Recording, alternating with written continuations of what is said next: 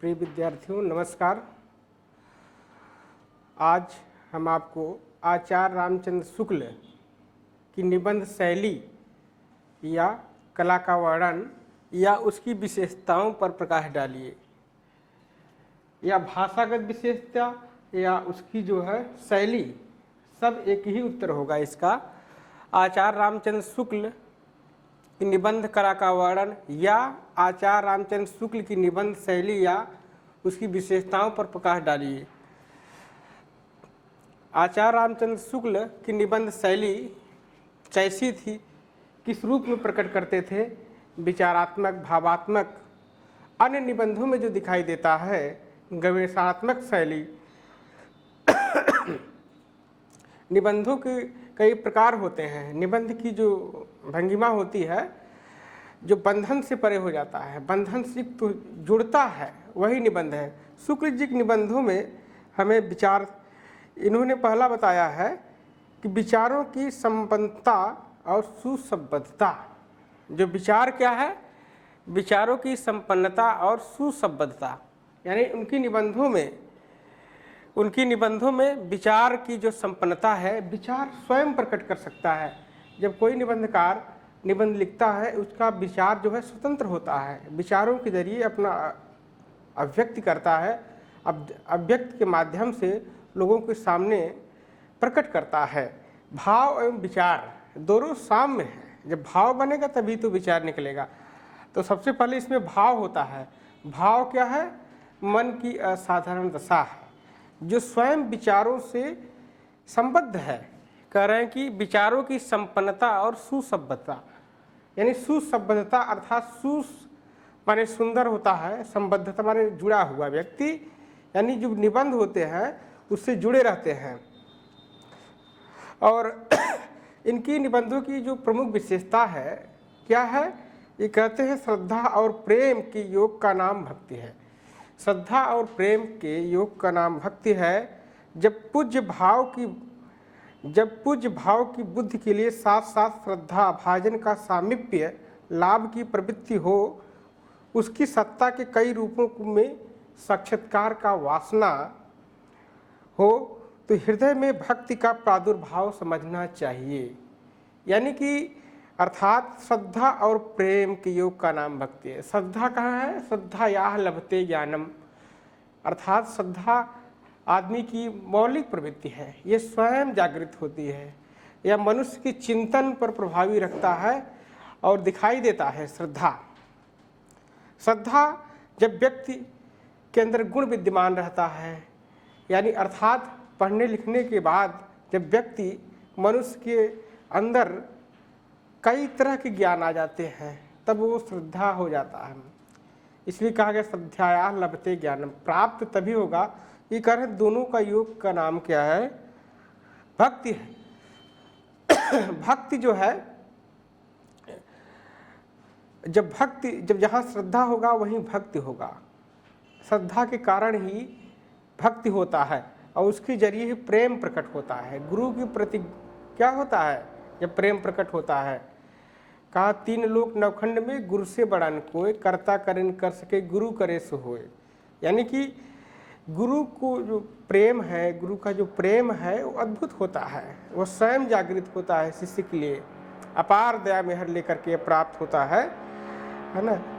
और पूज्य भाव के द्वारा जो पूजनीय है, जो श्रेष्ठ है, उनके जरिए प्रकट होता है मानवता की सेवा के लिए। ये जो है, जब हम 2 व्यक्तियों के सामने आते हैं तो ये भाव प्रकट होता है कि क्या है? श्रद्धा है, ज्ञान है।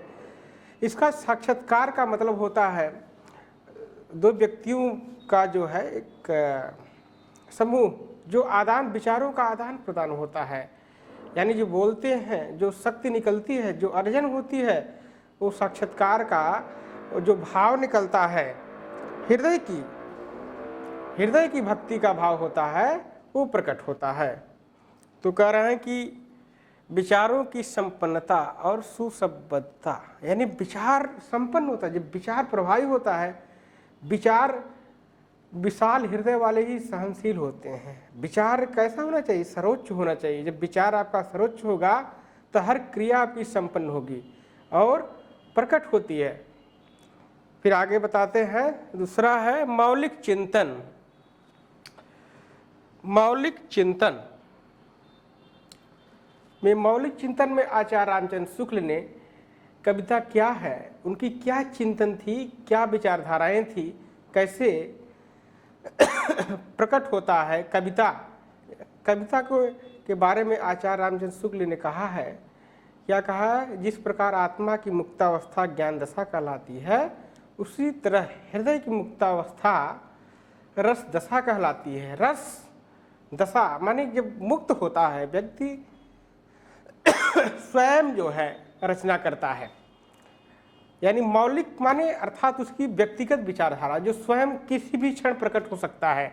जैसे कभी क्या होता है, किस क्षण किस पे जो है अपना अनुभूति प्रकट करके लिखना शुरू कर देगा, वो दिखाई देता है। तो उसका जो भाव है वही कविता है। कविता चिंतन की अद्वैत विचारधारा है जो हर रूपों में दिखाई देता है, अनेक कार्यों के दिखाई देता है, जो हमें मौलिक विचारधाराओं को प्रकट करता है। मौलिक विचारधारा स्वयं अध्ययन करने के पश्चात पता चलता है। मौलिक चिंतन में उसके प्रत्येक व्यक्ति का जो अलग अलग विचार है, मौलिक विचारधारा है, माने स्वयं की विचारधारा है, वह प्रकट होता है। शुक्ल जी कहते हैं उनकी निबंध में, जो हृदय की मुक्ति हृदय की इसी मुक्ति साधना के लिए मुक्ति की जो वाणी शब्द विधान करती आई है, उसे कविता कहते हैं। कह रहे हृदय की इसी मुक्ति साधना के लिए मनुष्य वाणी की जो शब्दों का विधान करती है वही कविता है। यानी मुक्ति की साधना क्या है? साधना क्या है? साधना की उच्चतर अवस्था क्या है? जब हम आत्मसात करते हैं ज्ञानार्जन के जरिए कोई वस्तु या किसी अध्ययन करते हैं तो साधना होती है। जब उससे मुक्त हो जाते हैं, मुक्त होने पर कविता अपने शब्दों का विधान करती है, वह स्वयं प्रकट होता है। जहाँ पहुँचे कब वहाँ पहुँचे रब। कैसे कहा गया? मनुष्य की वाणी जो शब्दों का विधान करती, निर्माण करती है, वही कविता है। और आगे चलते हैं।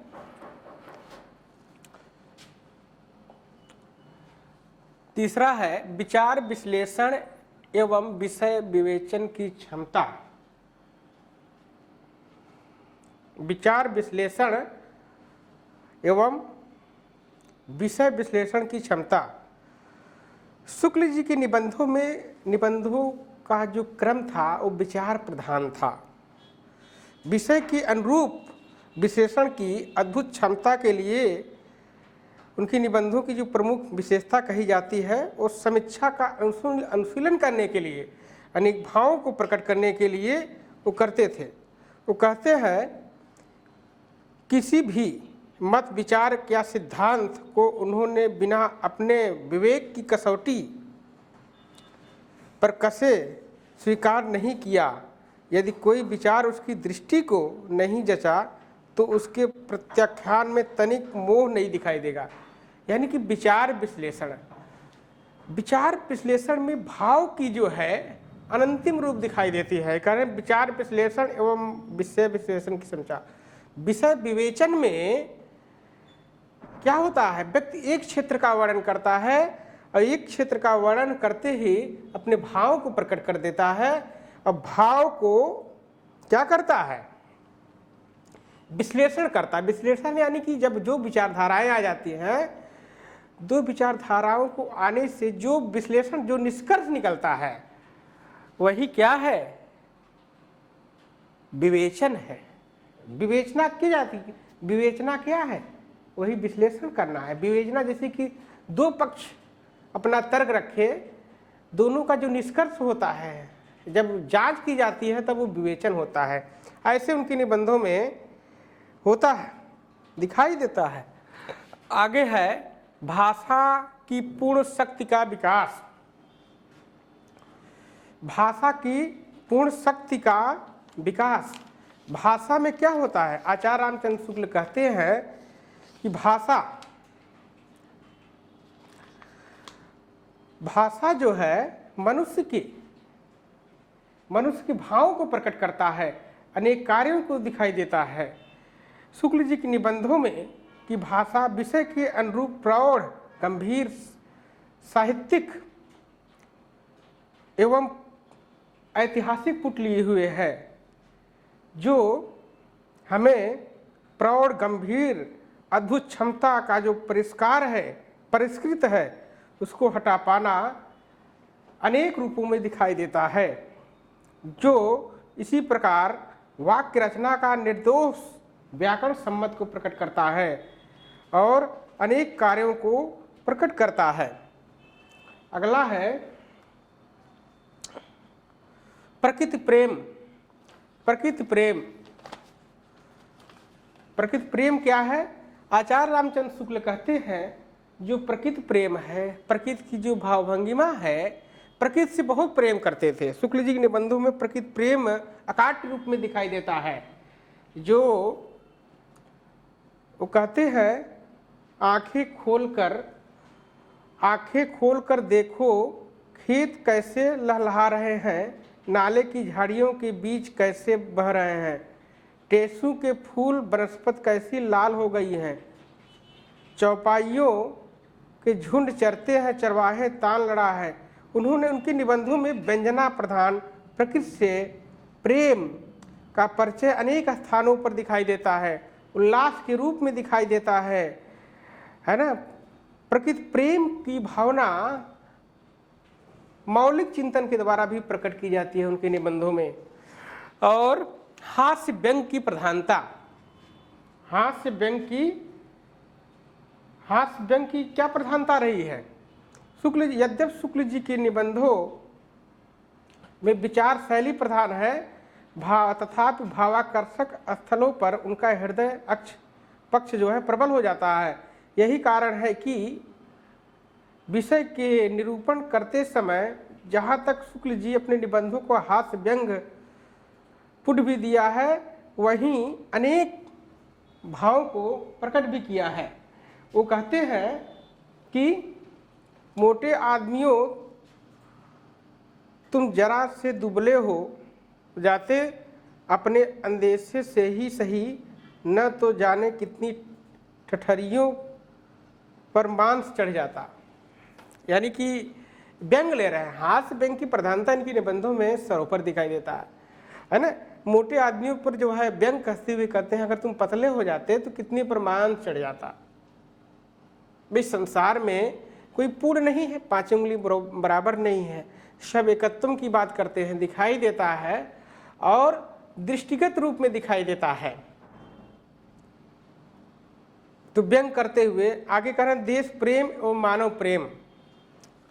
अगला है देश प्रेम एवं मानव प्रेम।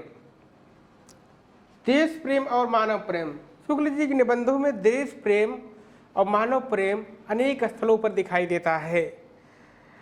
उनका यह देश प्रेम दिखावा मात्र नहीं है, ये सर्वोपरि ज्ञान के समुद्र को प्रकट करता है।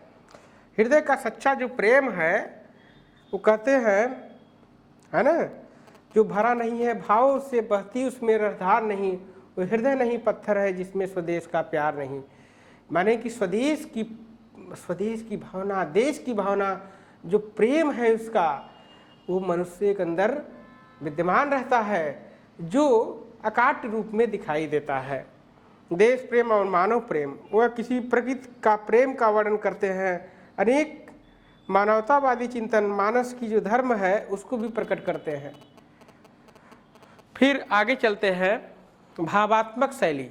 उनके निबंधों में देखिए भावात्मक शैली, आलोचनात्मक शैली, गवेषणात्मक शैली, हास्य व्यंग शैली, हास्य व्यंग पूर्ण शैली, समाज शैली है ना।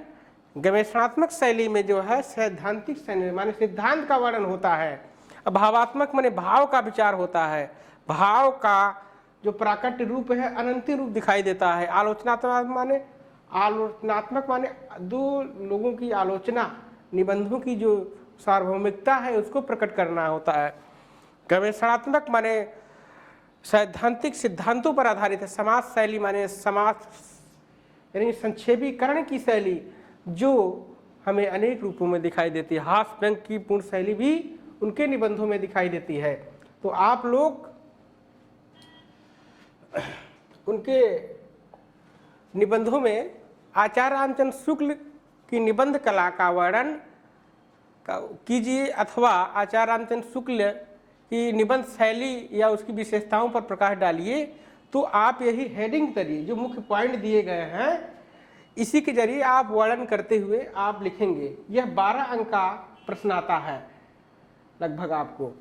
तो ये प्रश्न आपको BA द्वितीय वर्ष इलाहाबाद विश्वविद्यालय द्वारा निर्धारित पाठ्यक्रम के अनुसार आपको बताया जा रहा है। ये प्रश्न अवश्य आता है, या टिप्पणी में पूछ दिया जाए या टिप्पणी में पूछ दिया जाए या वैसे पूछ दिया जाए, लेकिन प्रश्न जरूर आता है। बहुत महत्वपूर्ण प्रश्न है, बहुत महत्वपूर्ण प्रश्न है। और इसके जरिए जो है